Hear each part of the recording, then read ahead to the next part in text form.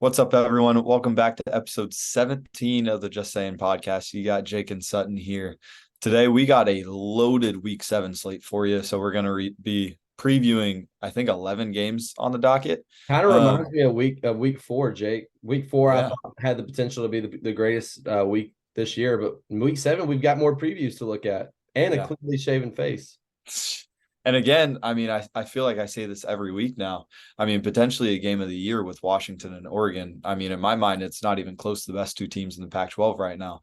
So, we'll talk more about that game, but we got some teams on the list and back to best bets. And then finally, we got our top 4 Heisman picks.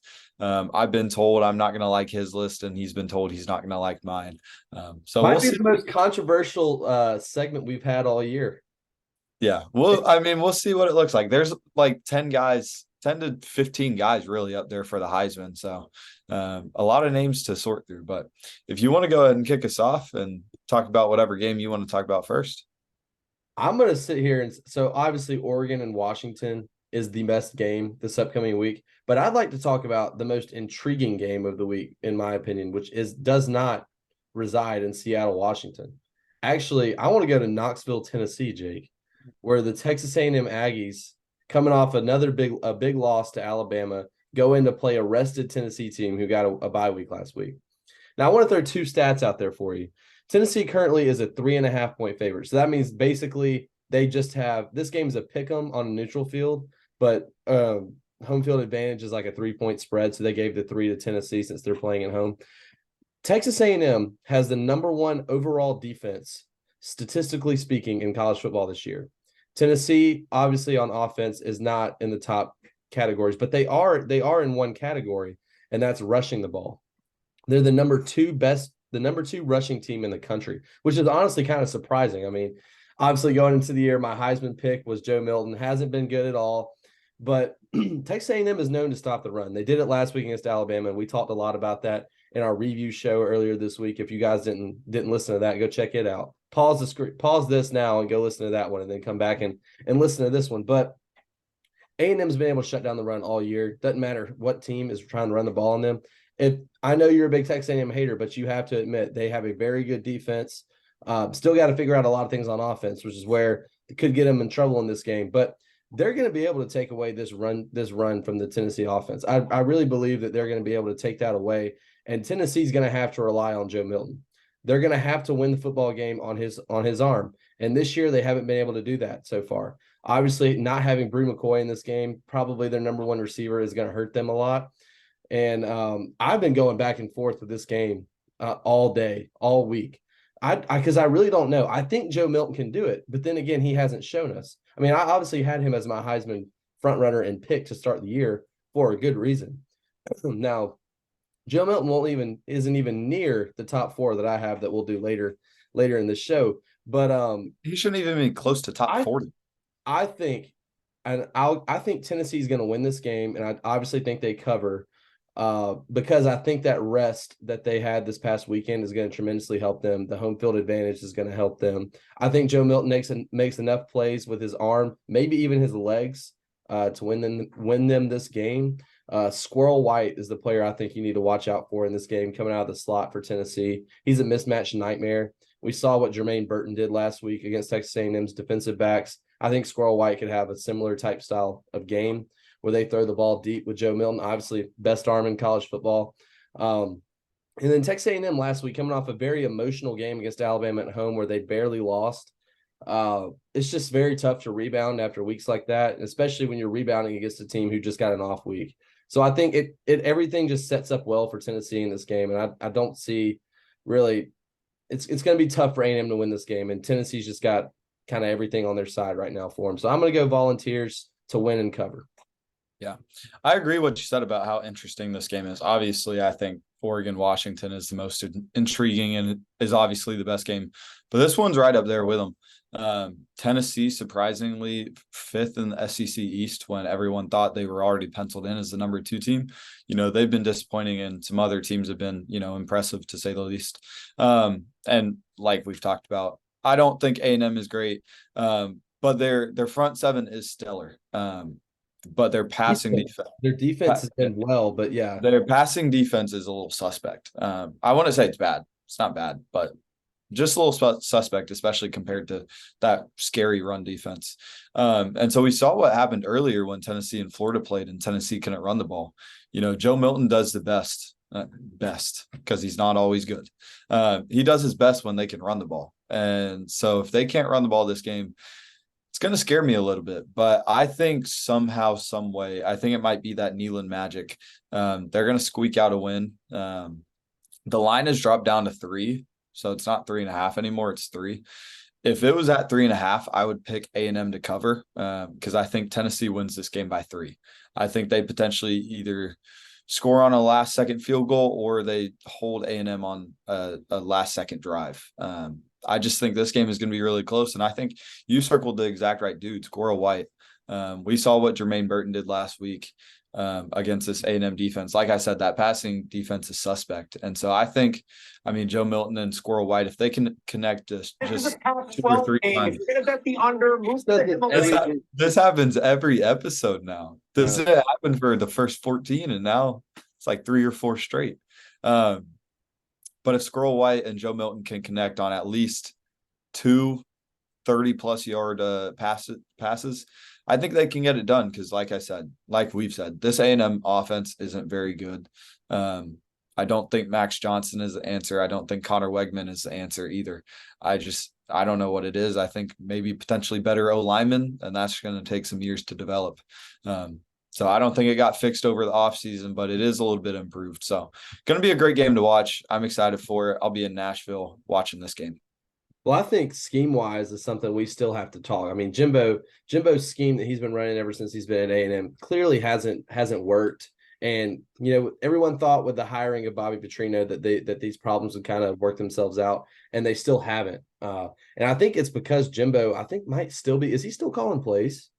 Or is Petrino calling – I don't think anyone in Aggie land even knows who's calling plays. I think Jimbo would probably say he doesn't, but he probably does. He definitely has a huge say if he doesn't. But I think kind of what I was just mentioning, especially the whole Squirrel White thing and the deep ball. A&M's defense really has only played 2 pretty good quarterbacks this year, and obviously Jalen Milroe isn't the best passer, but he's definitely gotten better as the season has gone on. And his deep ball is definitely where he is the best in his passing game. He tends to struggle a little bit more in the intermediate and short routes, which is kind of crazy for a quarterback that their deep ball is the best part of their game. But it has been for him. And we saw what Tyler Van Dyke did against A&M. He had 5 touchdown passes in that game in week 2. So everyone knows where they're vulnerable. Tennessee knows exactly what they have to do to win this week. If Tennessee can run the ball remotely this week, this game may not be particularly close, but just judging off what past teams have done against A&M and just how stacked they've been up front, I don't expect them to be able to run the ball with much efficiency. They should run the ball a little bit better than Alabama because they are more talented up front and at running back, which is kind of crazy to say, but it's kind of what's happened this year. And Tennessee knows what they have to do to win, and just depends on if Joe Milton can go out and execute. But let's go ahead and transition to this game in Seattle. Game of the week. Game of the week. Game of the year so far. Maybe better than Alabama, Texas. We'll see how that trend keeps going. But that Cotton Bowl last week was pretty great. But I think we're in for another good one, Jake. I think a 3-point line still? Yeah, it's Washington -3 right now. So basically another pick 'em, home field advantage for Washington here against Oregon. ESPN's FPI likes Oregon by about 55%. Obviously, we've been talking all week, just looking here.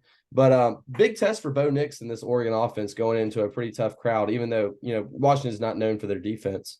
But Oregon supposedly best defense in the conference. Can they hold up against Michael Penix Jr., Jake Osteen? This game's really interesting to me. Probably the number 2 and the number 3 QBs in the Pac-12, top 10 in Heisman for both of them, most likely, and probably the 2 best receivers in Pac-12 with Rome Odunze and Troy Franklin. Maybe I'm forgetting someone, but those are my 2. And then potentially the best running back in the Pac-12 for Oregon in Bucky Irving. And you might call me crazy, but I don't think this game comes down to Bo Nix and Michael Penix. I think this game comes down to, can Oregon run the ball? Because if Oregon, because Washington doesn't have much of a run game, they're not exactly one-dimensional, but their run game it leaves a little bit to be desired. But if Oregon can't run the ball and you're having to rely on Bo Nix's arm, I don't think you can do that. I think Josh Pate said it earlier. He's like 0-6 against top 10 teams on the road, and I think if they can't run the ball, he makes it 0-7. But Bucky Irving's good, and their team is extremely physical, and Washington isn't known for their physicality.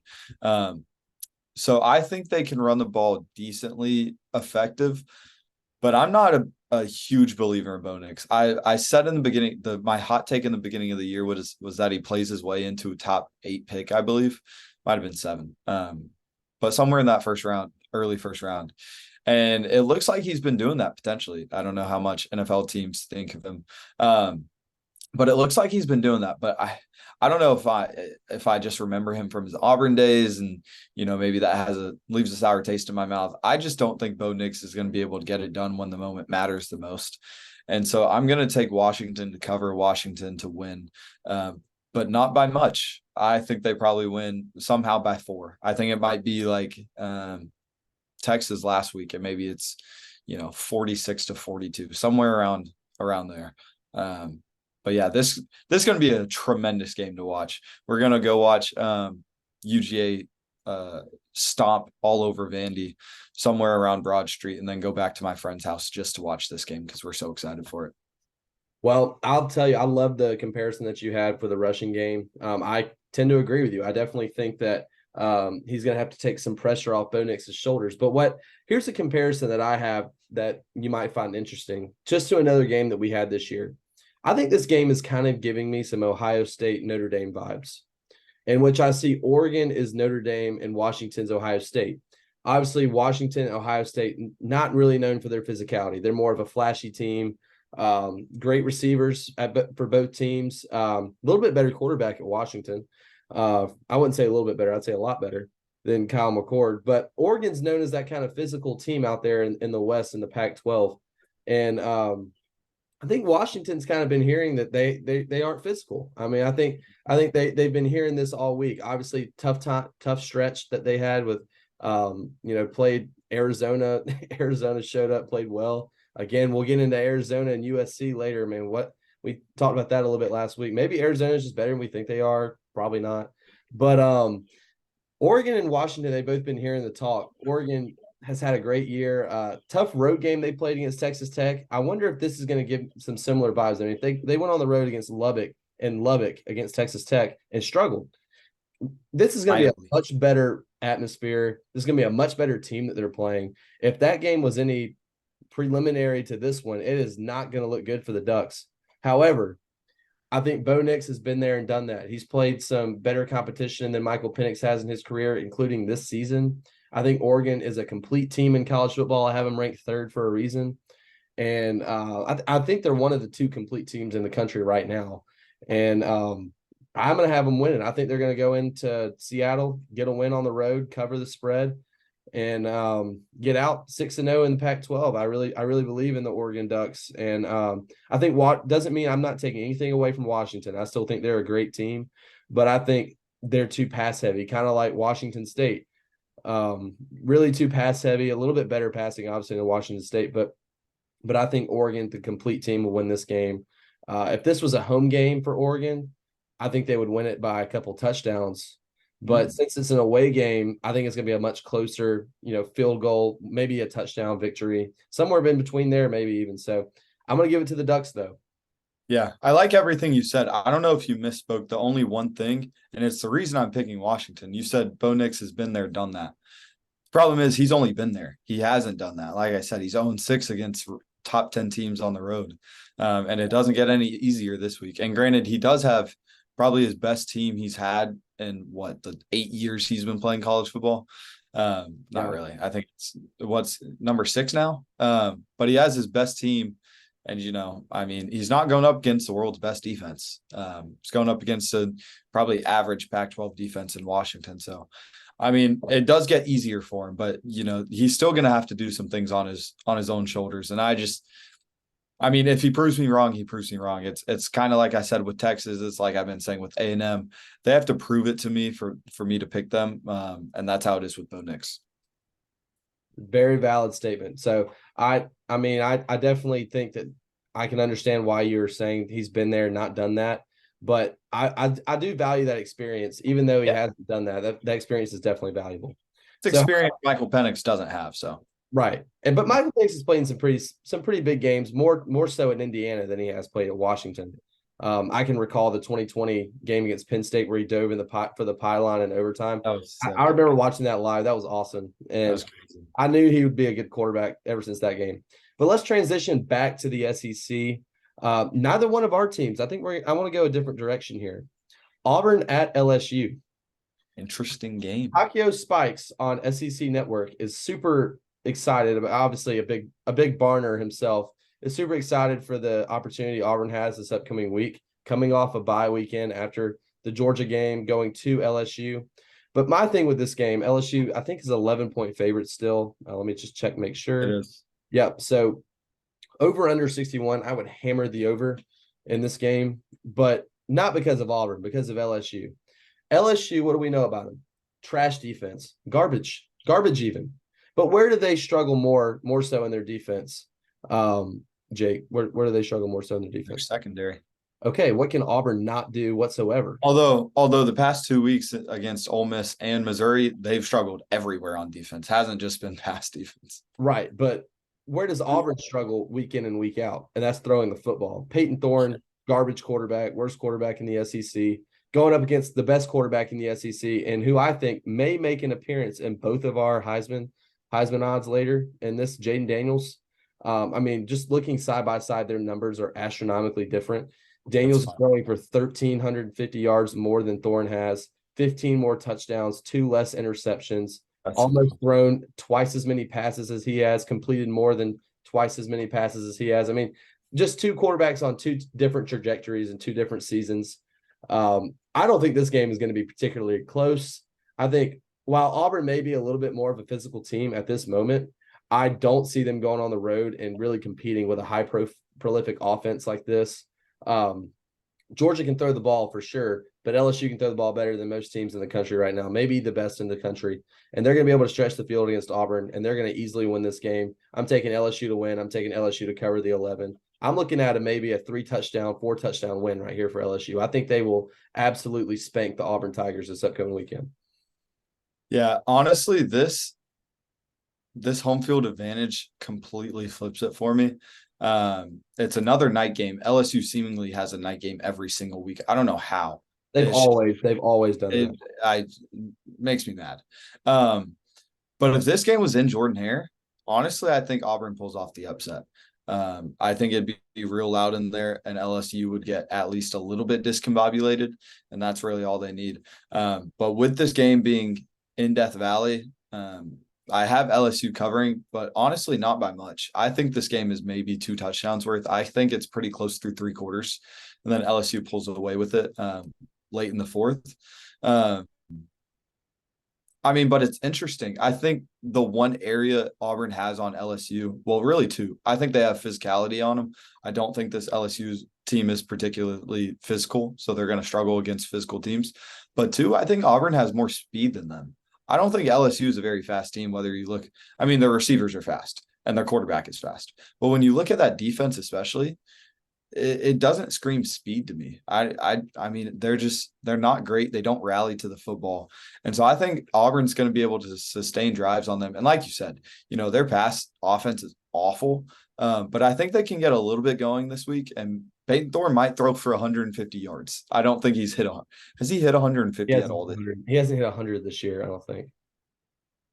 I don't think he's hit 100 in a game this year. Maybe against nobody. He threw 282 against Stanford. Okay, never mind. But against a Power 5, the most he's thrown for is 94 against Cal. So I think he goes for I'm gonna say 135 this game. He's I'm gonna going to say he goes for 170, and I don't think it matters. So, because I think Jane but Daniels might go for about 450. yeah. Honestly, I think this LSU offense kind of struggles at first. I think Auburn's defense is very physical, and they're just going to pose a little bit of different looks to LSU. But I mean, it's not going to matter. I think LSU is going to probably come out in the second half and score on like 4 straight possessions. But this game's going to be decently close, I think, at least for the first 3 quarters. But like I said, if this was at Jordan Hare, honestly, I would probably be looking for Auburn to pull the upset. Yeah, I definitely wouldn't be Hare surprised. magic. We've talked about the voodoo that's at Jordan Hare all the time. I But, don't get it. but let's transition from SEC West to SEC East. Are you going to give the rest of the Osteen some love tonight? Are you going to pick Florida to beat South Carolina? And it is Cocktober. It's Cocktober. And it's It in is Columbia.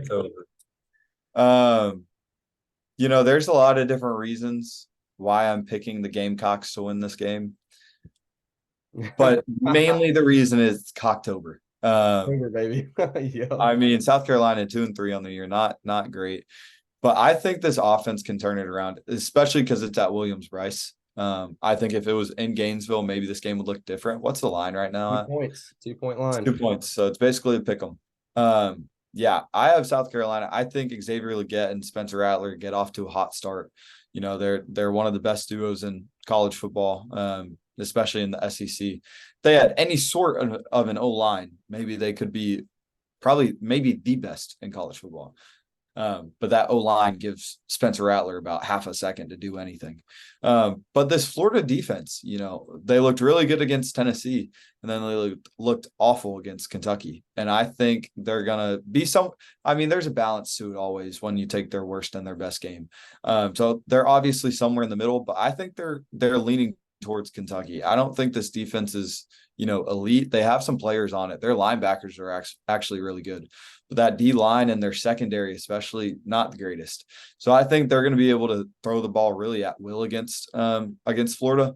And I think Florida is also going to be able to throw the ball pretty well. Graham Mertz, I think, for both of us has been a pleasant surprise and has played well for the Gators. And I think both teams are going to be able to run the ball effectively. So what's the over-under of this game? It's 51.5. I'm hammering maybe not hammering. I'm hitting on this game. I think there's going to be a few interceptions and a few touchdowns as well. I'm not exactly confident in this pick because, the last time I picked the Gators to win. No, I picked them to lose against Kentucky. They ended up winning. So I'd say that logic. I'd say opponents aside, this has the potential to be the best game of the week in terms of back and forth. I agree. On a neutral field, I think Florida would be favored, and I would probably pick Florida on a neutral field. And I actually had Florida picked in our little pick'em sheet earlier this week, Jake. But you know what I woke up and remembered this morning? Do what? You know what I woke up and remembered this morning? That it's Cocktober. And they're playing at home. So that just for those 2 reasons alone, I'm going South Carolina. Strictly no football in my reasoning. Just it's Cocktober and they're playing at home. So I'm going to go South Carolina to win. I'm going to go South Carolina to cover. I think Spencer Rattler makes enough plays to win the game, despite basically playing flag football out there with no O-line. Nick just turned 26 yesterday, so happy birthday to my brother. But I mean, maybe he can potentially get a win for his birthday. Probably not. Like you said, it's unfortunate that his birthday lies in Cocktober because they're not going to be able to get a win here, most likely. Yeah. If this game was played 12 days ago, I would have Florida, but it's not. I think I'd have Florida too. Just a sad situation there for Nick. But hey, Nick, you'll get him some other time, buddy. Unfortunately for him, they also played Georgia this month. Correct? So yeah, that not going to be a great month. Tough month for the Gator family there. Speaking of Georgia, let's just keep it over there. Not going to talk too much on it. They're playing a high school team in Vandy. Vandy's not good. They've always been the worst in the SEC ever since James Franklin left. This game, not going to be close. What's the line right now? 31.5. I have Georgia covering. I mean, it's the same thing I said about when we went and played UAB. I mean, they're basically the same opponent. I want to see us get off to a hot start. I want to see us feed Brock Bowers, and I want to see the defense play elite. That's essentially it. So not much to read from this game. Just want to see us play on all cylinders and win by 50. Oh, actually, interesting fact that I just saw today.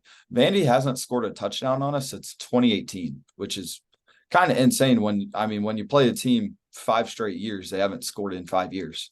So let's keep that streak going. Let's make it 6 years. Well, so does Georgia have a bye after this week? Yes. Yeah. Basically, Georgia has 2 bye weeks the next couple of weeks. I will make a prediction, though. I think Vandy will score a touchdown in this game. I think Vandy breaks the streak and scores a touchdown. It's been 5 years, long enough. Don't know who Vandy's going to be playing at quarterback in this game. Don't know if A.J. Swan's going to be available, if it's going to be Ken Seals. Really have no idea, nor does it matter. This game will probably be over and halfway through the second quarter. I'm also going to pick Georgia to win. I'm going to pick them to cover. We saw Georgia get out to a hot start against Kentucky. I think we've really seen them now play a complete game against a pretty good opponent. Even though it was at home, it was still a very admirable win. And I think Georgia's going to continue to build off this. And I think this is kind of the version of Georgia you'll get the rest of the year. And so the reason I don't think Vandy scores a touchdown, I think they get 1 field goal. So I'm going to say we win like 58-3. The reason I don't think they scored a touchdown, and probably the reason they haven't scored one in the last 5 years, is because this game is always a blowout by the time the second quarter comes around. And I think it's going to be like that. So even if they do get onto their side of the 20, they're going to go for it on 4th down just to try to score a touchdown. And you're probably going to stop them on 4th down. So that's the reason I don't have them scoring a touchdown. But who knows? Will Shepherd, one of the SEC's best wide receivers, just plays on the worst team. So maybe he can get a good grab against one of our corners. Yeah, well, I'll tell you what, just looking at this matchups this week, the SEC East has some really good matchups. We'll go to the last SEC East matchup of the week that we still haven't talked about, Missouri at Kentucky. I think this is a very intriguing game, and kind of like the Florida-South Carolina game. Very intriguing game. Kentucky, 2.5-point favorite. Basically a pick 'em on neutral, another pick 'em. I mean, look how close these games are going to be. This is the perfect college football season in SEC schedule territory now, so it's only going to get even better. You're looking at probably your number 2 and number 3 teams in the SEC East right now battling it out. I think both of these teams are better than Tennessee at the moment. Yeah. I'm going to pick Missouri to win. I'm going to pick Missouri to cover. Last week, tough game against LSU at home. You're going up against one of the best quarterbacks in the country with 2 of the best receivers in the country. It's going to be hard to cover them, even at home. They're on the road this week against Kentucky. Kentucky just got absolutely lit up last week. And I think it's going to be another high-scoring game, actually. I think this is going to be another game that kind of goes back and forth. But I think it's going to go Missouri's way this week. I think Luther Burden and Brady Cook make enough plays. Still not too confident in Devin Leary and his ability to completely quarterback this Kentucky offense, even though he may not have to with the way Ray Davis runs this week. But I just think Missouri's too much on offense and a little bit better on defense. I think they make a few more key stops. So I'm going to go Missouri to win. I'm going to go to Missouri to cover on the road against Kentucky. Dude, honestly, I don't know which way. I still don't really know. I'm going to pick. We'll see. But Missouri has top 2, top 3 quarterback in the SEC and Brady Cook, so they obviously have the advantage there.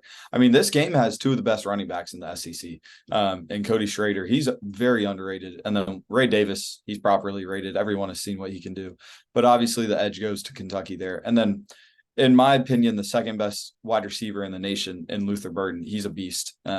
In my top 5 for Heisman. We'll see if he makes the top 4. But this is going to be a great game. The thing for Kentucky is they'll be able to run the ball in this game. Missouri's defense has not been what I thought it was going to be, what a lot of people thought it was going to be. And they need to step up. But I think the reason I'm going to pick Missouri is because Devin Leary is not that guy. I think he was my number 4 QB in the SEC coming into the season, but he has looked completely different than he did at NC State. He was a great quarterback there. Then as soon as he put on that blue and white, don't know what happened, but just started sucking. He made a few throws against Georgia, so maybe he can do that against Missouri, but he also missed a few throws. And that's what you're going to get from him this year. He's shown the ability to, throw interceptions, and, hasn't made the greatest decisions this year. So I'm going to take Missouri to cover, Missouri to win, but I think it's going to be by a field goal. I mean, like you said, these games this week, they're going to be great. And this could also be the game of the week, rankings aside. There's so many lines that are 2, 2.5, 3. So I'm so excited for this game as well. Last SEC matchup before we head outside the SEC again, Arkansas at Alabama. Obviously, Arkansas, 2-4 team. I think they're a much better team than 2-4. They played some rough games this year. I'm not trying to say they're a great team by any stretch of the means. I think they're a pretty average team in the SEC. Pretty good quarterback who hasn't played to his full potential so far this year. Don't have a running game at all on offense. And I think that's very worrisome for Arkansas fans this week. They average about 111 yards rushing per game. Alabama only gives up around 106 yards rushing per game. So I think Arkansas will rush for less than 100 yards in this game. Unless KJ just happens to break some long run, which he's not fast enough to do anyway. So I really doubt that happens. They really don't have much talent on the outside. Still don't know if Rocket Sanders is going to be available in this game. So it's kind of just, will he be available? Do you know? I think he played last week. Okay. So if he's there, that helps them out tremendously. Takes a little bit off KJ's shoulders. But to me, still, it may just be KJ Jefferson by himself in this game because Alabama's rush defense is one of the best in the country. Second best defense in terms of defensive efficiency this year in the country for the Alabama Crimson Tide, sitting at 5-1. I think this week actually may be a down week for Alabama. Coming off a big win on the road against A&M, an emotional game on the road. I think they're kind of set to have a down week. I wouldn't be surprised. 20-point favorites at home. Haven't played against the spread well this year. So I'm going to go Arkansas to cover, Alabama to win. I think Alabama wins by either 14 or 17 this week. I don't see them winning by more than 20. So I'm going to say, I don't know, like a 35-10 or 35-14, 35-17 win for Alabama this week. Malachi Moore doesn't look like he's going to play. Got twisted ankle last week. And then a big news, one of the biggest injuries we've had so far this year is James Burnip, the punter, who's had a sensational year punting the football. Has got a hamstring issue. Don't know how long that's going to sideline him for, but now Will Riker takes over not only kicking duties, but punting duties as well. And, last time Will Riker punted, it was 2019, his freshman year, and he got hurt and missed the whole 2019 season. And a guy by the name of Joseph Bulovas had to kick field goals for Alabama that year and ended up losing to Auburn because he missed a field goal to tie the game. So hopefully everything will be okay with Will. He'll stay healthy, be okay punting. Expect another big week from Jalen Milroe playing against another bad secondary. I hope he can continue to progress, and I think he will. And maybe even see some big runs. He had a lot of big runs against them last year on the road. So I think Milroe has a stellar day. And I think Alabama wins, but Arkansas covers. Yeah, this is going to be an interesting game. I'm still going back and forth on the spread, but I've looked at the game from last week that Arkansas played. And the reason I made a face about them not being a 2-4 team is because I don't know. I wouldn't say they're anything better than a 3-3 team right now because they have had a decently hard schedule. They've played Ole Miss and LSU and A&M, and played all of them pretty close, but they haven't looked good in any of them. So none of them looked like games they could win, maybe against Ole Miss partly. But I just think they played them close. So I just don't know what team they October are. 10th and 11th. Oh my gosh. Big deal days give Prime members exclusive access to 2 days. This is embarrassing. You got to fix that. I don't know what's going on. Sorry, guys. I just don't know what type of team they are. Because they've shown a really bad defense this year, and then last week, your number 4 SEC quarterback only threw for 153 yards and 1 touchdown against them. Didn't look good at all against a bad Arkansas defense. But also, my thing is, this Arkansas offense isn't good. KJ Jefferson, he came in as a tier 1 QB for me, and he has not been that at all. Granted, he doesn't have weapons around him, but he also hasn't been creating like he used to, in my opinion. And so honestly, I think Alabama really just has to score 30 to cover this game because I don't think Arkansas scores more than 10. Just because I don't think their offense is very good at all. Honestly, they might be the second worst team in the SEC. I want to see them play Mississippi State. That would probably pick it for me.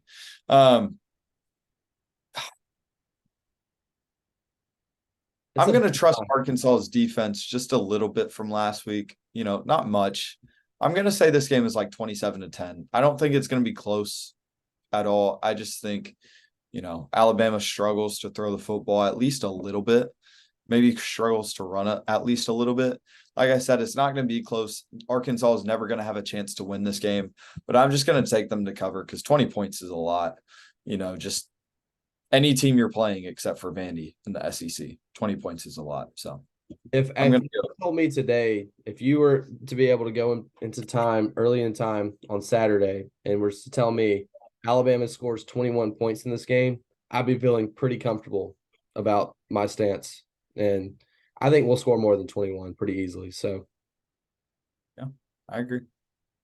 Okay, well, a 6-0 USC going into South Bend. Finally, the end of the gauntlet. Notre Dame has arrived to the end of the gauntlet. I think you had some choice words to say about USC in this show. We were talking about it a little bit pre-show.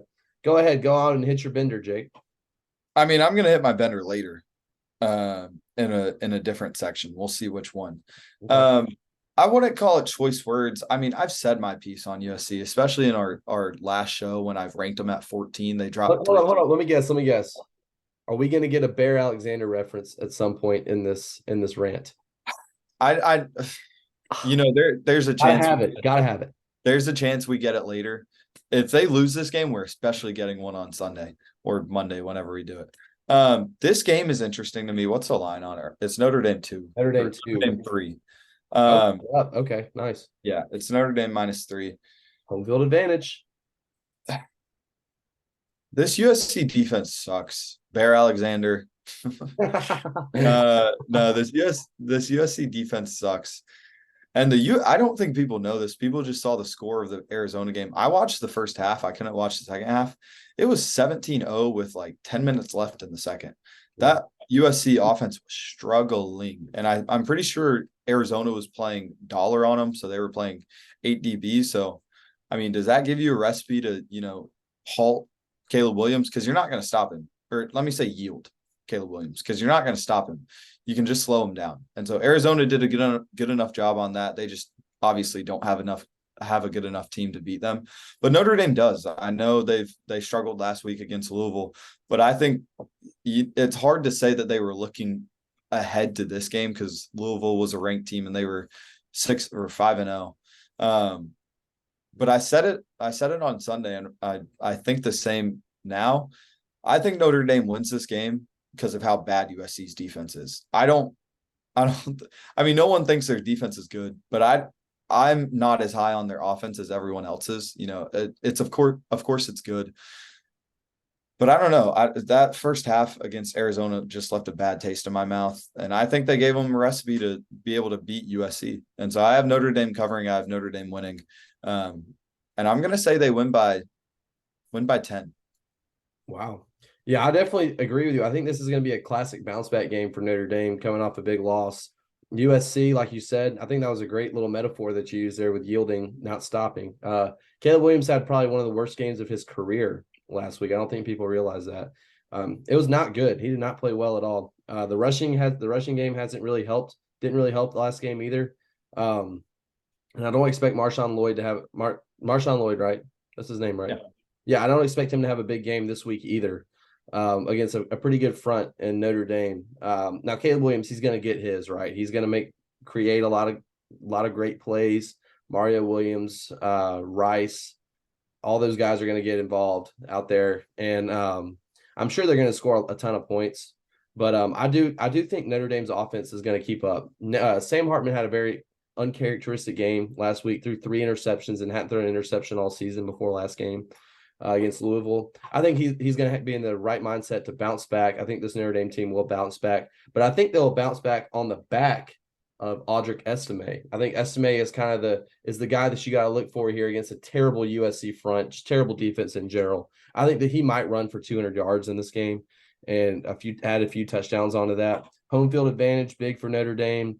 USC fans, there aren't really any USC fans anyway, but expecting USC fans to travel out all the way to South Bend, pretty big to ask, and I don't think it's going to happen. I think Notre Dame wins by 7 or 10. I kind of tend to agree with you on that one. Yeah, you mentioned it. USC has a bad front with Bear Alexander on there, so they're going to get run all over all game. Going to be mentioning Audric Estime's name later in the show as well. I'm going to wait on that. But let's take this to the ACC now, if you don't mind. Let's talk about Miami UNC, where we could be seeing the best team in the ACC. Don't really know yet. It's crazy. Louisville, UNC, Florida State all could end up 12-0. I don't think it's going to happen, but none of them play each other. Which is crazy. And they don't really play anyone the rest of the year. Goodness. Just have it again. Yes, I don't understand. It's like an ad every time. I'm gonna have to start like actually printing these sheets off before we do the show. It's not happening. It's not happening to me, so I don't know what's happening. But UNC Miami gonna be an interesting game. It's UNC minus 3.5 right now. Miami, really bad game last week. I know it ended in a fluke loss, but it's not like it looked good before that game anyway, before that decision. And I saw a video where, Mario Cristobal, I think he was telling the OC or telling whoever was calling the play that maybe they should take a knee at the end of the game. But if a Miami fan was defending Mario Cristobal for that, I don't think they understand. He has all say over what happens on a play. It doesn't matter if it's the first, in the middle, or at the very end of the game. He can override any single decision made. And he didn't. I'm not sure why he didn't. So, I mean, we saw the biggest coaching blunder I might have ever seen. And then also not a strong showing from any of their players. I mean, Tyler Van Dyke has been hyped up for, it seems like 4 years now, and he just never holds up to, that standard. And so Drake May, second best QB in college football, going to be the second pick probably taken in the draft. Actually, probably third behind Marvin Harrison. But Nate McCollum, I don't know if you know the name, he was a Georgia Tech transfer, and he's leading them in passing yards this year. Going to be an interesting game. I think it's going to be tight through the first half, but I'm going to have UNC running away with it, probably winning by 2 touchdowns by the end of the game. I just think this UNC offense is, it's too good. And this Miami team, I said it when they played A&M, just because they won didn't mean they were back. I don't think they have a good team. I think Tyler Van Dyke is decent for a Miami QB, but, and they showed they don't have the coaching. So if you don't have the players, you don't have the coaching, don't really know what you have. So I'm going to have UNC covering and winning. Well, I think Tyler Van Dyke, first off, is the best quarterback Miami's had probably since their national championship run back in the 90s. I mean, like we were saying with, it was with Iowa with Cade McNamara. Not really saying much when he's your best QB you've had, which Tyler Van Dyke, way better than Cade McNamara. It's comparing apples to oranges. Yeah. But I mean, kind of similar. But I think this is what the first game, Tez Walker was back last week, but he wasn't playing completely. I think this is the first week they'll really get him involved in the passing game. I'm really excited for him. I mean, terrible what happened to him for the first 4 games of the season, but really excited for him to really be able to have a chance to ball out the rest of the year. I mean, they still have everything in front of them, obviously undefeated. Could end up being the best team in the ACC. We don't really know. Kind of battling FSU for that right now. Obviously, Miami should be 5-0, but with that humongous, I mean, I've never seen anything like that. I don't think college football will ever see anything like that again. That was terrible. Again, kudos to Georgia Tech for being able to take over they, even though that fumble happened, I would assume most teams probably would not score a touchdown in that situation, and Georgia Tech was able to. I mean, I've bashed on Haynes King a lot in his career, but he definitely has gotten better since going to Georgia Tech, which is kind of crazy to think. But yeah, I think this game is probably going to be all UNC. I really do think Miami killed themselves last week and will officially be out of playoff contention at the end of this week, especially since it's in Chapel Hill. I will say this though, Drake May has not impressed me that much this year. He's thrown the ball okay, and we get they want to run the ball. They're going to be a running team, but you got the second best quarterback in college football whose touchdown to interception ratio right now is 2-1. That's not good. That's not what you want from one of the best quarterbacks, one of the best players in college football this year. I definitely think and know he's better than that.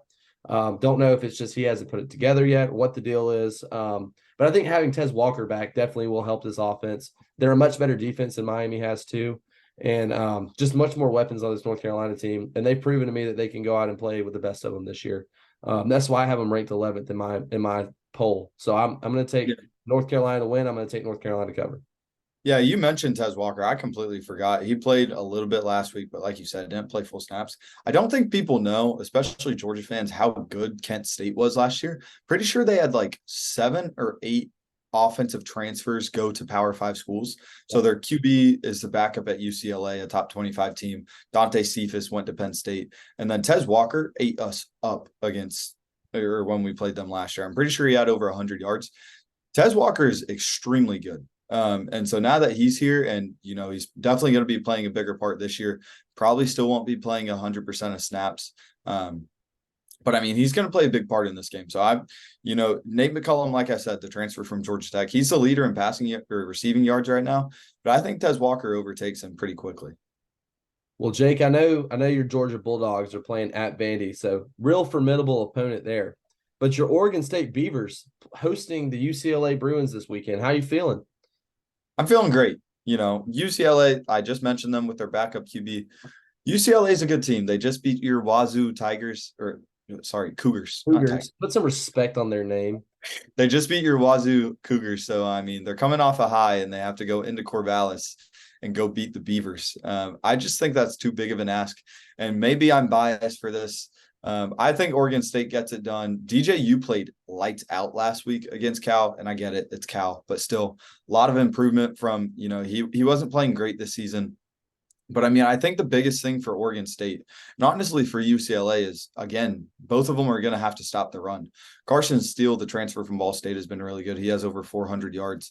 And then Damian Martinez on Oregon State has almost 600 yards. So I think this game is going to come down to who can stop the run the best. And since Oregon State has a better defense, in my opinion, I think they can get it done. I don't think they asked DJU to do too much because I think UCLA is only going to put up 7, maybe 10 points. So Oregon State really you just got to get into the end zone twice, and I think you win. And I think they're going to be able to do that, especially with the home crowd there. Yeah, I definitely agree with you. Oregon State to win, Oregon State to cover. Kind of like the North Carolina-Miami game. I think Oregon State just has a few more cats on that offense than UCLA does. I also trust DJU a little bit more than I trust Dante Moore. And I think Oregon State's defense is a little bit better than UCLA's. Plus, they have home field advantage. What's not to like about the Beavers this upcoming weekend? So I'm going to go Oregon State to win, Oregon State to cover. Last game before we head off to our uh-oh section. The battle for the Big Ten West. We'll just kind of touch on this. The battle for the worst division in college. The Iowa Hawkeyes going to Wisconsin. Wisconsin's a 10-point favorite. Iowa obviously not playing with Cade McNamara. I think this is an easy Wisconsin win. And I think this is a pretty easy Wisconsin cover considering Iowa's offense is probably going to score 7 points in this game. I think Wisconsin's going to win this game 21-7. I don't know what the score is going to be. I just saw Deacon Hill. He's now Iowa's starting QB. His line was like 125 passing yards, which is crazy. He only had 110 against Purdue last week. I mean, this game's loud. I was just thinking about this. Peyton Thorne would be the perfect Iowa quarterback. I'd say, why didn't you transfer there? He would be their scheme. Yeah, he would be better than either Cade McNamara or Deacon Hill. This game's laughable. It's funny that this comes down to the winner of the Big Ten West, most likely. Iowa, not a good team. Never thought they were good. Their defense is decent. Wisconsin, again, never thought they were good. Still don't understand. They're not ranked in the top 25 this week. They're ranked in someone's top 25, and I was so confused. I just don't understand it. These teams, they're not good. Braylon Allen, he's been a letdown on it. I know his stats are pretty good. He has just under 500 yards and 7 touchdowns. But people thought he was going to be the best running back in college football about 2 years ago, and he's pretty much gone downhill ever since his freshman year. And maybe he can get back this year. Maybe he can continue the streak he's on. But this is going to be an ugly, ugly game. What's the over under? Like 35? Yeah, 34.5. I'm hammering the under. This game's going to be ugly. It's going to be not even a lot of defense. It's going to be a good amount of defense and no offense at all. So I'm going to take Wisconsin to cover as well. Iowa sucks. Wisconsin sucks. Big Ten West sucks. So we'll see. All right. Well, section, here we come. I think I'm going to start it off on another sad note. We already talked about it. My Washington State Cougars took a loss last week. think let's have a moment of silence for my Washington State Cougars. Okay. Okay. I think that's good. Well, anyway, Don't start crying on me now, Sutton. I know I'm getting too emotional, but last week, obviously, what you've been saying, what I've been saying all season came true. No run game finally caught up to the Cougars, and they have a slate ahead of them to finish the year off. Still got about, I think, 6 or 7 games left. I don't know if they've had their bye yet. I kind of forgot, but definitely not good for them with that. A bunch of good teams coming up. They have beat Oregon State. Looks really good on a resume, but they're not a complete team. They're not going to be a complete team. They have a pretty solid defense, really great quarterback and receiver play, but the run blocking on the O-line and the running back hasn't been there. And in this day of college football, you kind of need everything on offense to function. You can't just be able to throw the ball. So I think Washington State's probably going to have some tough times ahead, lose 2, 3, maybe even 4 games the rest of the year. So it's sad to see that it never came to fruition for me, but my Washington State Cougars have landed on the Wow. I'm not going to spend too long on this segment. I've got three teams to talk about, but we've already mentioned all of them in our previews. My number one team, Miami, it's not like they were up for playoff consideration, but, maybe they go 13-0 and they make it. They're out of that now. They already lost that game to Tech. But the reason they made this list, and it's not because of their coaching blunder, not solely because of their coaching blunder, which was apparently Mario Cristobal has made that decision before. He was beating Stanford in 2018 when he was at Oregon and did the exact same thing. And I think they ended up losing that game as well. Wow. So I guess, at that point, it's a pattern. And he's shown he's an awful game manager. But the reason why they made this list is because they were that close with Georgia Tech. And don't get me wrong, Georgia Tech is much improved from last year. They sucked last year. And with Haynes King, with a new OC and Buster Faulkner, they've gotten better. But still, that is not a great Georgia Tech team. And people were hyping you up. People were putting you in the top 15, still in the top 25. Don't know why. But Georgia Tech was hanging in there with you. And even aside from their coaching blunder, that shouldn't have been a game. Even if Georgia Tech goes down and scores a touchdown, they should not have won. But they held in there. And all the props to the Yellow Jackets. But still, Miami just has me saying no. Yeah, and another team that we previewed, Notre Dame, for me, officially out of playoff contention, especially since they don't go up for a division title, a conference championship, nothing like that. Great bounce back opportunities. They have a lot of opportunities to upset other people's playoff hopes. And I think they will do that this weekend with USC. But I think since they've been officially put on you're not making the playoff list, I'm definitely saying to the Notre Dame season and what could have been a great season for them. Obviously didn't work out. Yeah. I was also going to talk about Notre Dame. So you can talk about another team that you have, but I have them on my list as well, because a lot of these teams, that they lose a game, and I know they lost 2, but I feel like that Ohio State loss doesn't even count since it didn't really matter towards their season. But since they just lost another one to Louisville, a lot of these teams, they would still have something to play for. They would have a conference championship to play for. You don't have one for Notre Dame. It's pretty much playoff or bust. And so maybe you can still get them motivated to play for a New Year's Six Bowl. That's going to be really hard, especially because a lot of people don't value bowl games anymore, which is very, very sad to see, because I still do.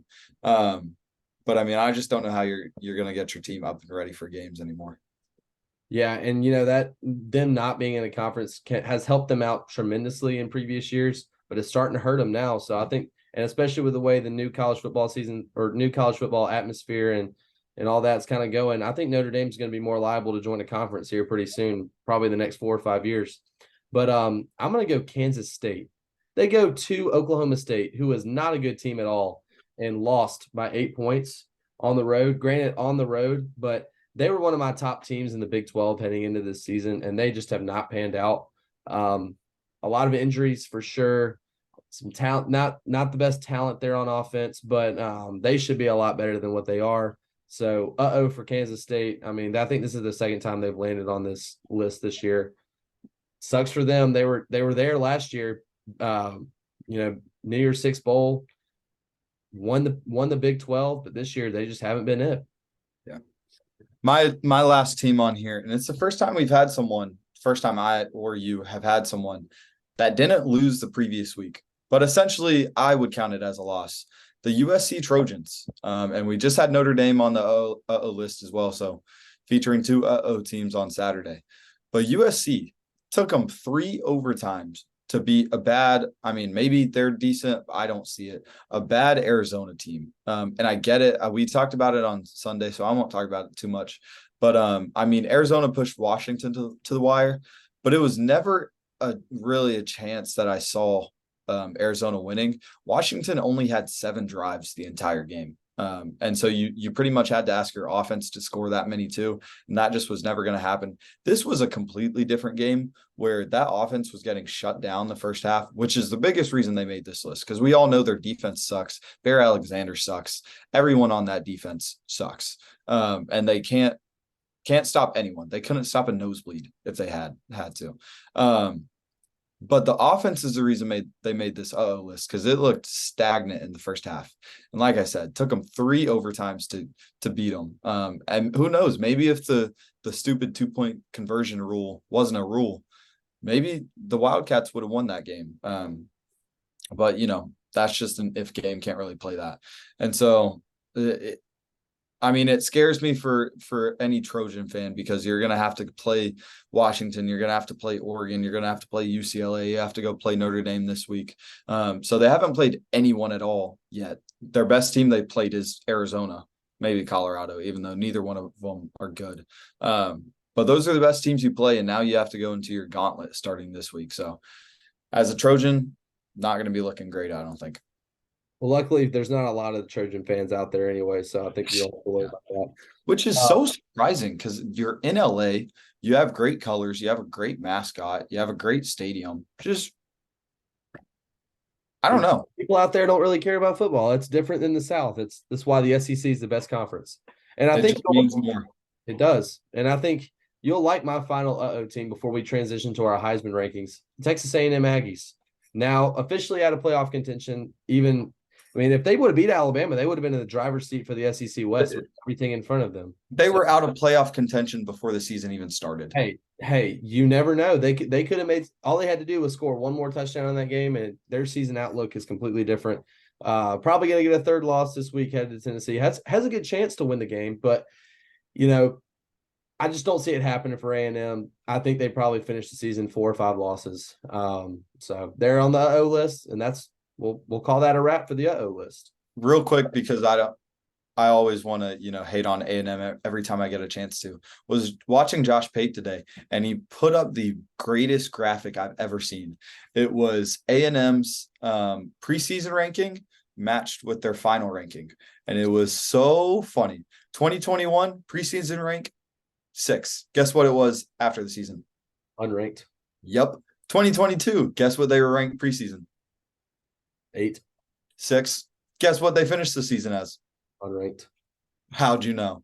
This season, they started the season 23rd. Guess what they are right now? Unranked.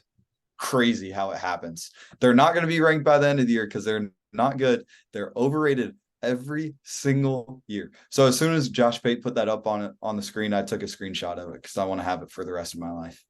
And I wouldn't say it's necessarily concerning for Jimbo Fisher that a lot of Texas A&M fans and people around the country are calling for his job already. Because regardless, he's going to be a rich man. Because if they fire him, he's going to make $113 million. And honestly, if I was him, I'd actually kind of prefer to be fired. And maybe, just maybe, that's been the idea the whole time, Jake. Maybe he just took that job to get that fat buyout so he can go sit at home with $113 million. That would be the absolute play of the century if that's why he did it. And he's just been sabotaging A&M the whole time. That would be hilarious. But it would be. Obviously, that's not what's happening. But definitely, those people out there expect to win. They haven't won a national championship since like 1930. They put a lot of money in that program. They should be a lot better than what they are. I would not be surprised if he got fired at the end of the year. I don't think he will, but I wouldn't be surprised. I don't know, but we'll see. It's definitely an interesting something to watch out for towards the rest of the year. Funny stuff. Let's take this over to the best bet segment. Let's do that. Let's finish with that. We'll do Heisman rankings now. Oh, I wanted to finish with Heisman rankings. We'll finish with best bet so we can give the viewer, the we've been hitting on all cylinders. We got to finish it on a good note because we might not finish the Heisman rankings on a good note. So we probably won't. We'll see. So you've got 5 guys. I'm just gonna do 4 because I have 4. I was just gonna reference who I had at 5. So I mean I can go first. Let's go from 4 to 1. Yeah. At 5, I had Luther Burden. My list, I honestly I wasn't as consistent as I've said I would be. Because the Heisman, it's said it's given to the best player every year, but it's not. We all know it. It's basically given to the best quarterback every year. Devontae Smith was the exception that year. He put up amazing numbers. I think he had 1,600 yards through 13 games and like 15 touchdowns. Crazy numbers. But I think the reason he won it that year is because there wasn't a crazy quarterback then. It was Mac Jones, Kyle Trask, and who am I forgetting? There was one other quarterback that made it. But either way, not crazy quarterbacks that you typically see like Baker and Kyler and Joe Burrow and Tua and Caleb Williams. Anyway, so at number 5, honestly, let's not take anything away from Devontae. That year he had. Oh, I know. He was insane that year. He might have. I mean, it would have taken crazy. One of the best receivers in college football history. Oh, 100%. No, what I was saying is it would have taken a crazy 2-game stretch, but he potentially could have finished a 15-game season with like 2,000 yards and 20 touchdowns. So like I said, not taking anything away from him, but I think the reason he won it that year is because there wasn't a crazy quarterback. And Jalen Waddle was hurt on Alabama that year. Yeah. If Jalen Waddle played the whole year healthy, Mac Jones probably wins the Heisman that year. Yeah. So in my opinion, Devontae Smith should have won it. And that's what I'm saying. This is basically a quarterback award now. Yeah. And so honestly, I've told you my best player in college football, and I don't think it's close positional value. I think you're right. I agree. Yeah, positional value aside. So I should have had both these guys higher, but number 5, I had Luther Burden. He's playing like the best wide receiver in football. I know Marvin Harrison is the best one, but Luther Burden is playing like it right now. And honestly, he could potentially be number 1. He's looked elite, came out of high school as a 5-star, number 1 ranked wide receiver, stayed in home at Missouri, had a decent freshman year and has played really well. Almost has 800 yards through 6 games, which is insane. I think he leads the nation in yards. But number 4, we'll go to number 4. I got Brock Bowers. Like I said, honestly, I have him too low because in my opinion, in a lot of people's opinion, he's the greatest player in college football, positional value aside, like I said. And now I don't think it's close. Greatest tight end ever. I don't know who else you would put up there with him. Because I mean, the reason I have him at 4 over guys like Luther Burden, over guys like Marvin Harrison, Malik Neighbors, over receivers who have more yards than him is because the offense pretty much plays through him. And also, he's not outrunning routes every single play. We have a really good tight end too, who when Brock needs a break, they put in Oscar Delp. And we do run 12 personnel a lot. But you don't see receivers pancaking defensive linemen like Brock Bowers is doing, which is just insane to think about because I know not everybody has seen it, but he has at least a pancake a game. And there's not a lot of tight ends doing that, and especially not a lot of great receiving tight ends doing that. So, I mean, he's the best player in college football. And I hope he wins a Heisman. And if this award, if this season is exactly played in 2010, I think he wins a Heisman. But, over the years, it's just converted to a QB award. So we'll see which QB gets it this year. Now, enough of my rant. Sorry about that. We've been lucky enough to witness two of the really good tight ends in college football history in the last few years with Kyle Pitts in 2020 and now Brock Bowers. Obviously, I think Kyle Pitts is a little bit better of a receiver than Brock was, but Brock in totality, much better blocker than Kyle Pitts. Don't think it's particularly close. And for that reason, I would definitely think Brock's the better player. I think we forget how good Kyle Pitts was that 2020 year. He was insane. But there really isn't a tight end who I can think of in college football. The only one I can really think of is Ozzie Newsome, who played Alabama in the 80s. But tight ends weren't as positionally sought after then as they are now. So you may be right. Brock Bowers may be the best tight end in college football history. I think Kyle Pitts might be better at catching the ball, but as a receiver, I think Brock Bowers still gets the up because of his yards after the catch. Dude, it's insane. like all of his yards come Go after back the and catch. watch some Kyle Pitts. I mean, dude. Oh, I know. No, he's good. There's a reason he was taken 4th overall and, doesn't get used in the NFL. But there's a reason he was highly touted out of college. So, I mean, I'm not saying he's bad. I'm comparing him to the greatest tight end in college football history. I think Brock Bowers is that good. So I want to start off by kind of giving my criteria of how I am ranking these players. So I'm taking heavily into my consideration the competition they've played. So that is why I do not have Brock Bowers on this list, is because first off, the competition Georgia has played has not been superior at all, has not been comparable to a few of my. Now, there is one player on here that has played probably less competition than Brock Bowers has played this year. And that is the guy I have sitting at number 4, and I'll mention him in a second. But I think he's been extremely impressive this year, not enough to keep out of the top 4. And I also expect him to continue how he's been playing, and he'll end up playing a lot better teams than Brock Bowers still plays throughout the rest of the year. With that being said, Brock Bowers is my number 5. Competition, one of my big things that I'm taking a look at. I'm also taking a look at who's around these players.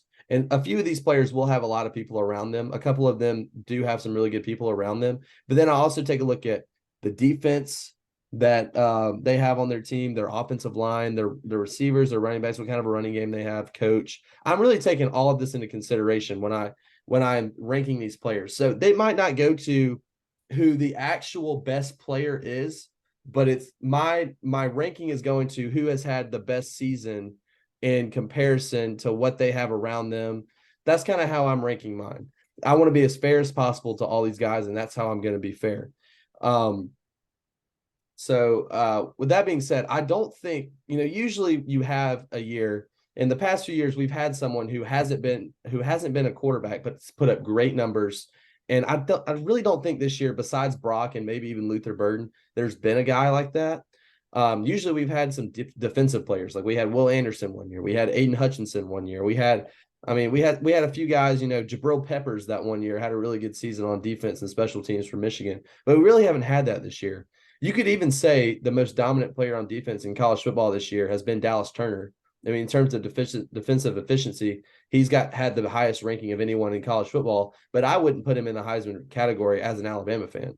And I think offensively, you've got a bunch of really good receivers, but they also have a lot of talent around them. And some of their quarterbacks may fall into this list. So all 4 of my guys are quarterbacks. So with no further ado, that's kind of how I've been criticizing and am going to rank my list. Number 4, I've got Michael Penix of Washington. 133 of 178 for around 75% completion percentage, averaging 11.2 yards per pass. He's sitting at 1,999 yards through 4 games. Or through 5 games, excuse me. That's pretty impressive. 16 touchdowns, 2 interceptions, and has only taken 3 sacks. So his O-line's pretty good this year, but I think that also is on the quarterback as well. We've seen Jalen Milroe take a lot of sacks this year and it not be on the O-line. But I think Michael Penix gets the ball out quick. He gets the ball out efficiently. He can throw the ball at all 3 levels of the field. He can even run it if necessary, but he typically doesn't have to do that. He's got a couple weapons on the outside, but he has been efficient. He has been fantastic for Washington this year. I expect that to continue, even though I think they'll lose this week. And I expect him to continue to have a great season. So I've got Michael Penix sitting in the number 4 chair in New York right now. You might be surprised by my number 3 pick. I have Caleb Williams. He is the best quarterback in college football, potentially the best in the last 10 years. He's a generational type of talent. He's so good. Honestly, he should probably win the Heisman again. Honestly, he probably will. I picked him to win the Heisman at the beginning of the year. I know it was boring, but tough pick. He's been that good. Do what? That's a tough pick. Yeah. He has 1,800 yards, 22 touchdowns with only 1 interception, and also on the ground has 124 yards with 6 touchdowns. Also, I forgot to mention Brock Bowers' stats. He has 545 yards with 5 touchdowns. Probably going to be the first 1,000-yard receiver since 2004 for Georgia, which is also why I have him in my top 4 for Heisman, because we don't have receivers, let alone tight ends doing that. But Caleb Williams, like I said, best QB in all of college football. I think that Arizona first half just left a really bad taste in my mouth because he didn't look good. He wasn't hitting receivers. He wasn't playing well. And also, I wanted to spice it up a little bit because picking Caleb Williams at 1 is a little bit boring. Well, everyone has an off day. Even Caleb Williams has off days. Very fair. Very fair. I'm going to pick a guy for number 3 that really came onto the scene last week because it was the first time he really played in a primetime matchup, and that's Dylan Gabriel, the Oklahoma quarterback. 141 of 195 for 72.3% completion percentage, 1,878 yards, 16 touchdowns, 2 interceptions, has taken 5 sacks on the year. He's also rushed the ball 43 times for 208 yards and 5 touchdowns, so accounting for 21 total touchdowns. Was having a great, sneaky, quiet year before the Texas game. Just really hadn't played anybody. And he doesn't have a lot of talent around him, if you think about it. The O-line he has is fantastic. They might actually be one of the best O-lines in the country. But in terms of just specifically talent at receiver and at running back, they really don't have a great core. I think they're pretty solid, but they're nothing like what Texas has. They're nothing like what LSU or Washington. So what Dylan Gabriel has been able to do with a little bit less talent has been outstanding. If it wasn't for the 2 guys out in front of him, I think he still may end up winning the Heisman and making a trip to New York because they don't really play. They play in the Big 12, and they could run the table the rest of the year in that conference. But he has been outstanding this year for them. I'm finally glad he's fully healthy. He's going to hopefully have a full season for them. We saw what he meant to them last year when they didn't have him, and they got absolutely blown out by Texas. This year they have him. They win the game. So I think he's a complete difference maker for that Oklahoma team, and they would be a much worse team if they didn't have him, even though they have a freshman, Jackson Arnold. He may be one of the most valuable player in college football this year to their one team. So I'm going to go Dylan Gabriel at number 3. Yeah, and you mentioned him at your 4 spot. I have Michael Penix at 2. I'm not going to talk too much on him. You already gave his stats. Has been really good. And I'm going to say it, after this week, he either goes to 1 or he probably drops out of the top 4 if he loses to Oregon. I mean, there's a world where he stays within 2 to 4. It just depends on how he plays. But if he can lead his team to a win, he's definitely shooting to 1. Depends on how they lose if he stays in the top 4. Yeah, number 2 for me, a guy that I really knocked at the beginning of the year. I said he wasn't going to be Heisman potential at all. I thought he was a great quarterback, but no Heisman potential. But he has proved me wrong this year, and that's Jaden Daniels, the LSU quarterback. 132 of 181, so about 73% completion percentage for 1,969 yards, 19 touchdowns, 2 interceptions. And get this, 75 carries for 422 yards, 4 touchdowns. Talking about being your offense's main guy. He has been awesome this year to watch play football. I mean, I feel like every week I watch him, he's dropping it right in the breadbasket to either Malik Neighbors or Brian Thomas Jr. And I'd rank him the number 1 guy if he had a little less talent, but I just think he's got so much talent on offense. And he's got nothing on defense. I mean, they're literally going to have to put up 42 points every week if they want to win a game, which is insane to think about, but definitely something doable for that offense. I mean, the way he's played this year, they could put up 42 points just up against just about anybody. So I think he's going to continue to have a good season. Sucks that he's on a team that's not as good as they probably should be. The defense is absolutely atrocious, but Jaden Daniels has been nothing but impressive all season, and he is deserving of that 2 spot. And I think he might be your number 1. Am I right? No, you're not right. My number 1 is Dylan Gabriel. He was probably already top 5 for me before they played Texas and then played lights out. But I think the reason he gets the nod is because I already know how good of a passer he is. He has 208 yards with 5 touchdowns on the ground, and he had like 113 on the ground against Texas. So he's shown he's a dual threat. He can run the ball, and also it's not like he's a fast runner like Jaden Daniels. Where I think when LSU, I mean, they showed it last year when they went and played Georgia in the SEC. Whenever he has to try to use his speed against these better defenses, I don't think he'll be able to do that as well. Dylan Gabriel doesn't really need speed. He's going to lay his body out on the line, and maybe that's going to hurt him in the long run. But I mean, he's shown he has what it takes. And I think he has potential to win it. I think Oklahoma is going to have to go 13-0 for him to do that. But they can very well do that. They have a light schedule the rest of the year, obviously. And then probably going to have to play Texas again in the championship. I do want to say the reason I left Jaden Daniels out and the reason he's 6 for me in the Heisman is because they're 4-2. He didn't play that great against FSU at the beginning of the year. And I've always said that he was the best QB in the SEC. I've thought that ever since the offseason. But I mean, you have to be on a good, not more than a good team. You have to be on one of the elite teams. Last year, I even thought it was kind of odd how an 11-2 USC led or Caleb Williams won the Heisman because their team lost to Utah in the championship, and I get it, he was the best QB. But typically, we see it go to an undefeated team or a one-loss conference championship. So I think that's the reason I'm leaving him off. Also, I just think whenever he faces a good defense, he's not going to be able to play as great like he showed against FSU. But against these Ole Miss, against Missouri, against these not great defenses, he's going to eat them alive. Well, I think it's funny that you make the comparison with Caleb Williams with the team losing 2 games. If you go back in the last 10 years, and the two guys that have won the Heisman been on teams with 2 losses before the Heisman ceremony, at the end of the regular season, and I guess conference championship. Who is the other guy, Jake, that won the Heisman without his team lost 2 games in the regular season and they did not make a conference championship? Since when? 2010? Since 2010. Oh, I bet Lamar Jackson. Whoa, and I didn't even think about Lamar. Okay, there's 2. There's one more. There's one. Oh, what a pull from me. That was what a pull. There's one that I didn't think of there's one that I was thinking of that is probably a little bit better of a comparison. But I mean, Lamar is great too. We're talking just insane quarterback. Johnny Manziel. I forgot about him. Johnny Manziel, Lamar Jackson, Caleb Williams, all 3 guys who definitely deserve the Heisman, the best player in college football each of those respective years. It wasn't even close. I didn't think of Lamar. That was great. That was great pull.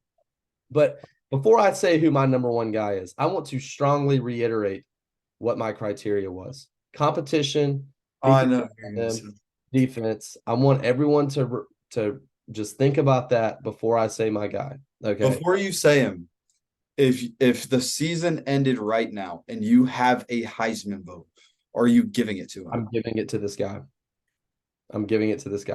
Go ahead. Oh, I want you to guess. Quinn Ewers? No, sir. Oh, okay. Shedeur Sanders. I am giving my Heisman vote to Shedeur Sanders of the Colorado Buffaloes. 186 of 256 for 2,020 yards, 16 touchdowns, 2 interceptions. He also has had 3 rushing touchdowns to his ledger this year. But I want you to listen to this number, Jake. I want you to look at me and listen to this number. How many sacks do you think Shedeur Sanders has taken this year? Dude, he has like 40 because he holds 30, the ball in his pocket. 30 sacks. But yeah, I want you to think about how bad his O-line is, though.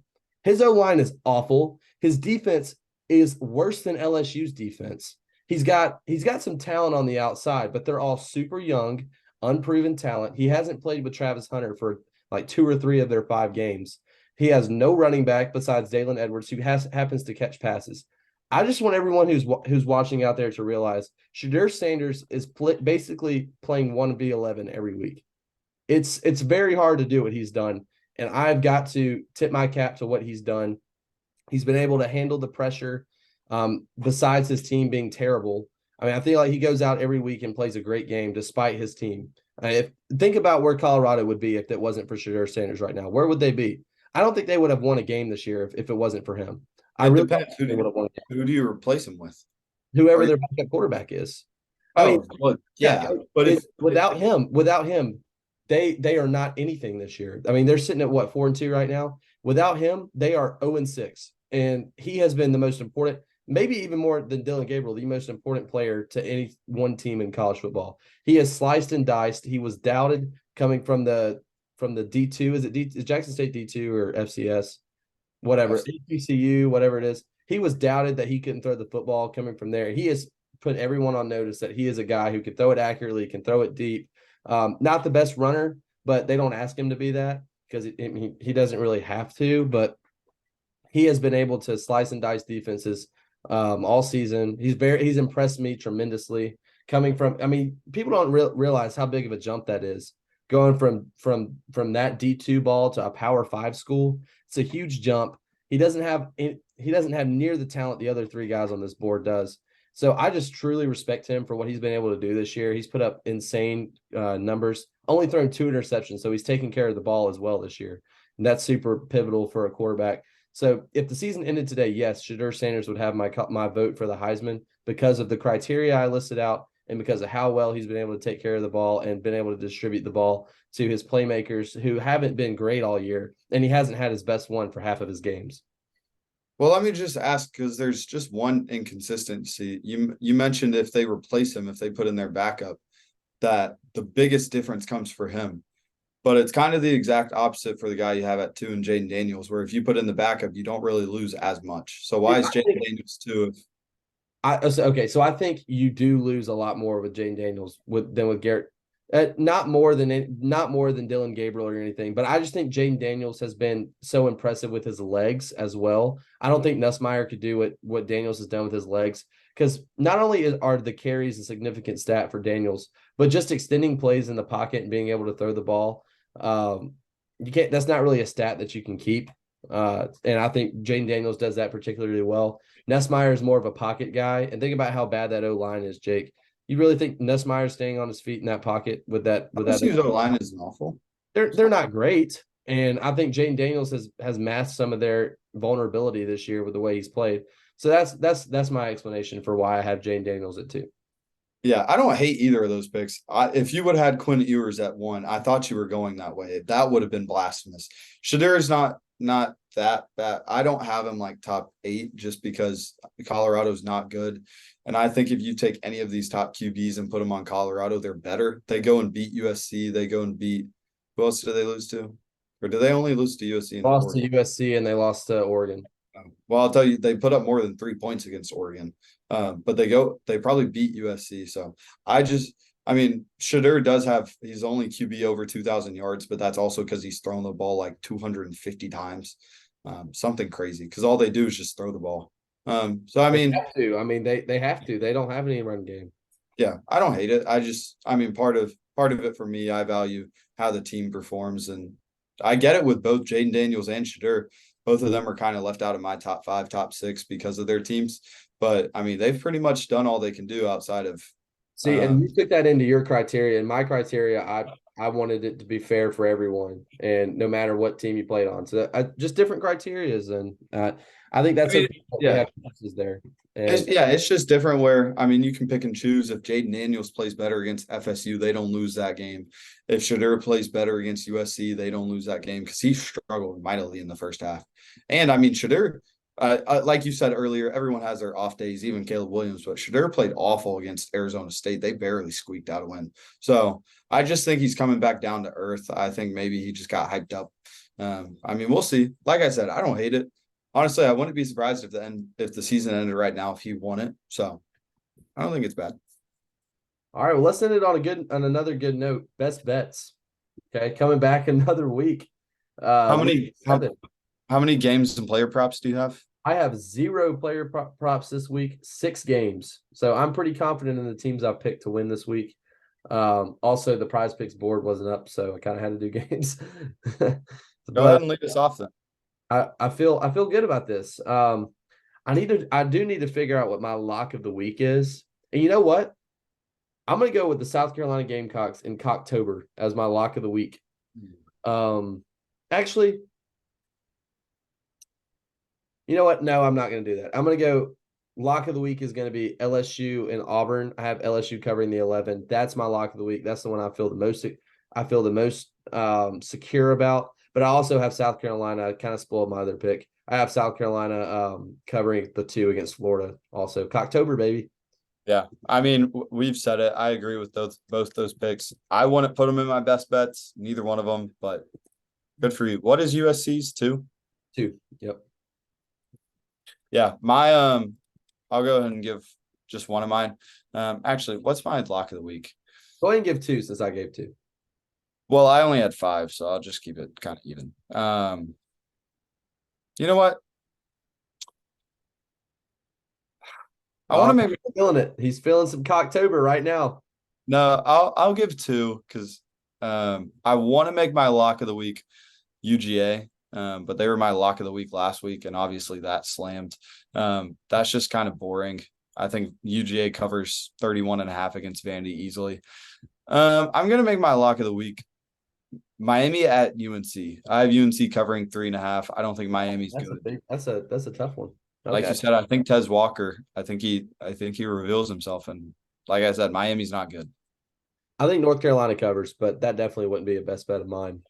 Now I'm going to go to another SEC team that I'm very confident in, and that's Missouri. I'm confident Missouri will go on the road and beat Kentucky. And I think they're going to cover the 2.5 on the road against Kentucky. I'm very confident in Missouri. These are, what is it? -2? That's 2.5. No, these are harsh best bets. I just feel good. I feel confident about them. I mean, I said Missouri was going to cover as well earlier, so I have Missouri covering as well. Not confident nearly as much as you. Same with South Carolina. Not confident on that one at all. Oh. But I'll tell you what game I am confident in. Ohio State at Purdue. Actually, I'm making this my lock. Ohio State at Purdue. It's Ohio State -19.5. We didn't talk about this game.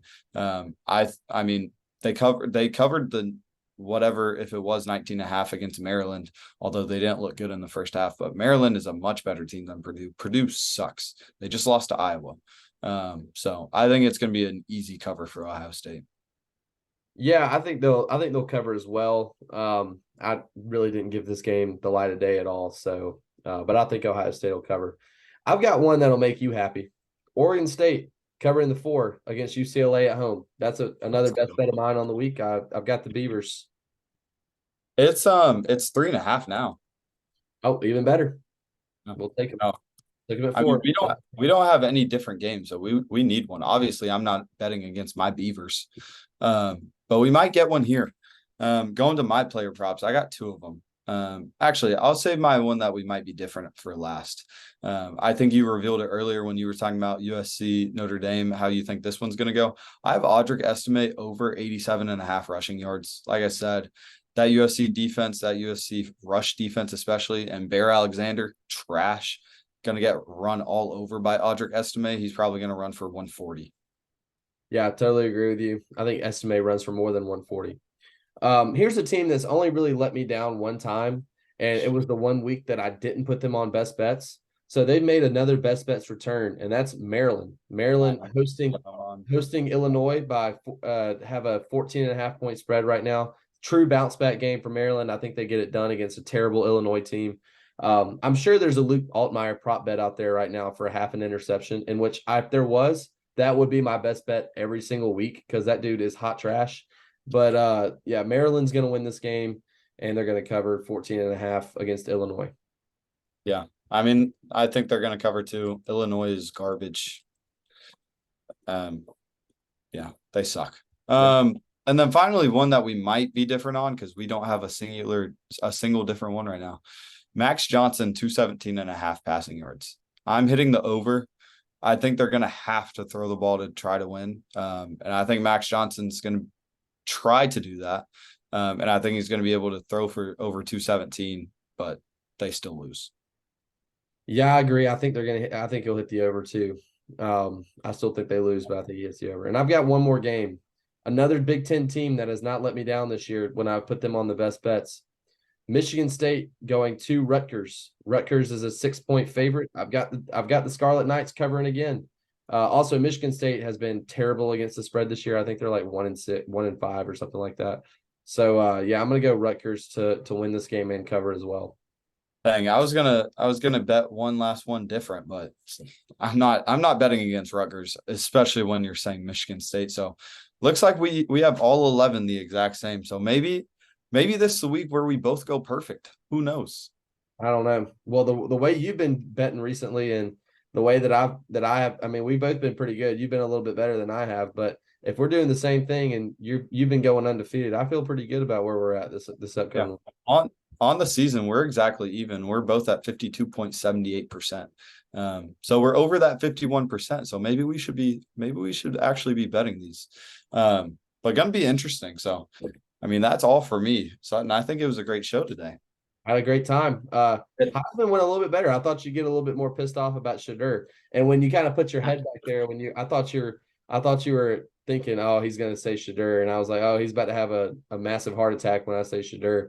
And I really should have been like Jalen Milroe, and just see what you would have said. But no.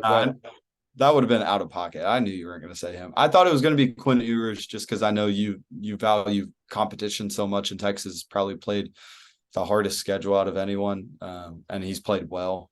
I think it would have been blasphemous to put him at 1. But he was horrible last week. He yeah, I know that's part of the reason why. Shedeur not a bad pick. I just, it's kind of like Derrick Henry for me back in 2015, where, well, it's kind of not like it at all because Derrick Henry was the best running back. Shedeur not the best quarterback, but it's along the same lines of Derrick Henry's stats were inflated like crazy because they gave the ball to him like 40 times a game. So he was obviously going to have so many more rushing yards. And it's the same with Shedeur, where, he's going to have more touchdowns, going to have more yards because they're asking him to throw it the whole game. I still don't think it matters. If you're dominant, you're dominant. And if you're the most dominant player in college football, Derrick Henry showed that year he was the most dominant player in college football. But like I said, that was honestly kind of a bad comparison. But also what I read into it as well, I know you said he's been sacked 30 times. And yeah, some of that's on the O-line. They don't have a good O-line. Oh, yeah. But we both watch the games. I would say half of those are on him. All he does is just run back and back and back and back and back. I think against Oregon, he had like negative 70 rushing yards, which, yeah, he was running the whole game, but you got to get rid of the ball. And there's a reason he only has 2 interceptions because he just holds the ball and takes a sack. And so I added his rushing touchdowns in on there, but I didn't add his rushing attempts and yards for a reason, because he's got 60 carries for negative 60 yards this year. So, but he does have 3 rushing touchdowns. But you have to think they do factor sack yardage into rushes. So 30 of his rushes are sacks. Yeah, but keep in mind, most average sacks are like 5-6 yards, and he's giving some ground and running too. Like he's running. Yeah, and that's what I'm saying. So what I'm saying is he's been taking 15, 20-yard sack, maybe not 20, 10 to 15-yard sacks quite often because all he does is just run back. Well, I would say I would go back and watch all 30 sacks, but I am not going to do that. I don't have the time for that, nor the care to go watch all 30 of Shedeur Sanders sacks this year.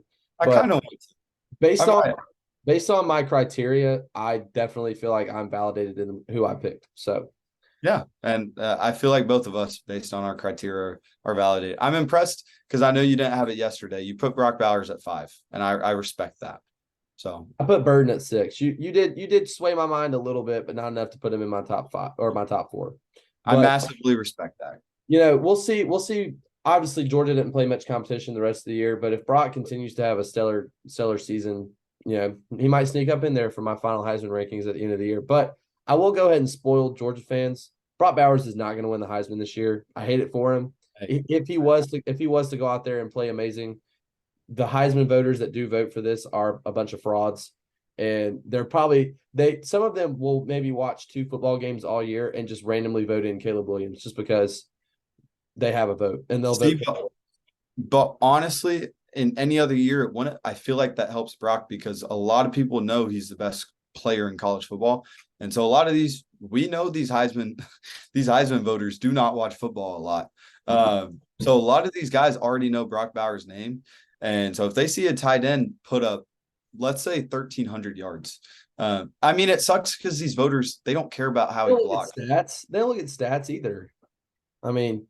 Yeah, they do. The Heisman Trophy winner from last season is returned to college football for another year. That's all some of them have to know. That's all some of them have to know before they write in Caleb Williams' names.